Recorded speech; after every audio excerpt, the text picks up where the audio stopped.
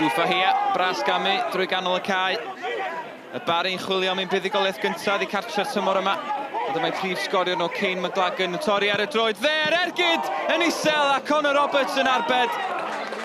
McLagan di sgorio 4 gwaith yn barod yn uwch gyngrair Cymru a bron fo gael I 5 yn fanna. Southam at Greening. A Gary Taylor-Fletcher a Denny Llymeddiant yn wych. Dyma Dean Rittenberg. Rittenberg y bêl yn sgwar. Dod o hyd I Braden Shaw. Shaw ar ergyd yr arbediad gan Lewis.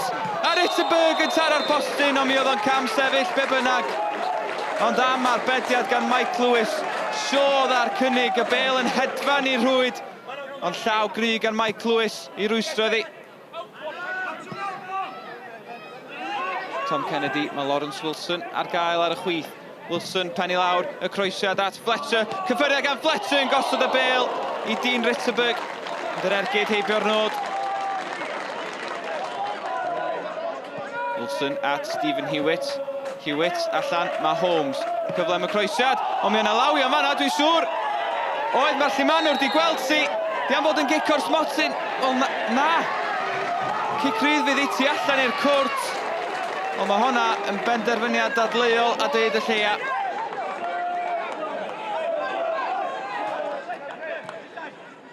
Gary Taylor-Fletcher yn troi. Y bas ddim yn dod o hyd i'r dyn am unwaith. Mae'r bêl yn dod at Lawrence Wilson. Wilson ar ergyd. Cyffyrddiad gan Rittenberg I gefn y rhwyd. Ond y Llimanwr yn nodi bod Dean Rittenberg yn cam sefyll. Os oes na croesiad ta ergyd oedd hon. Rittenberg di mentro ymlaen chydig rhyfian.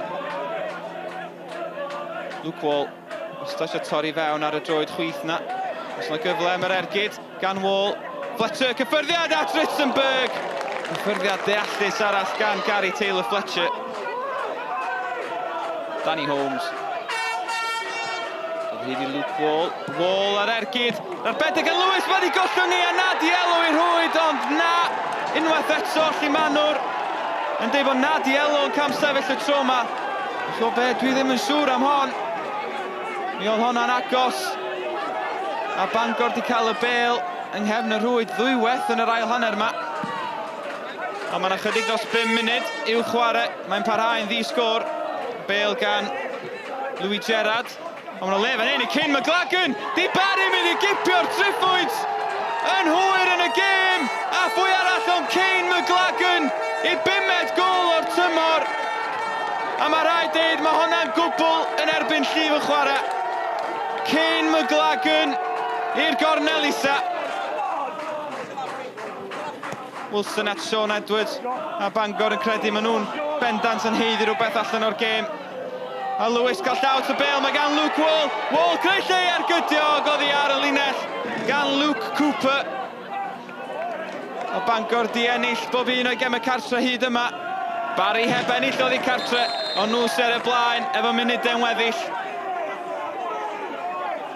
Sam Jones, Barri chwilio am yr ail, y bas at Michael George. George ar ergyd!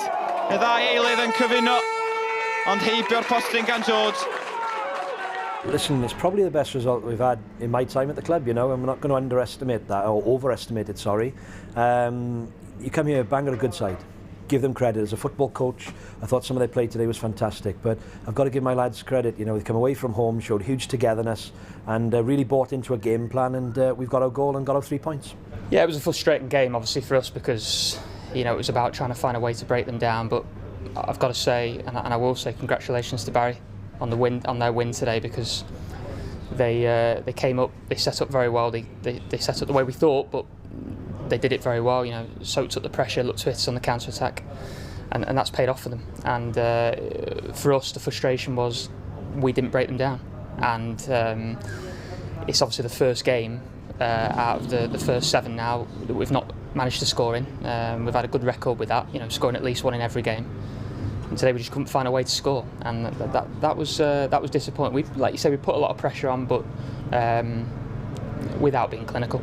Yeah, it's a very pleasing result. It's a very difficult place to come. They're a very strong side.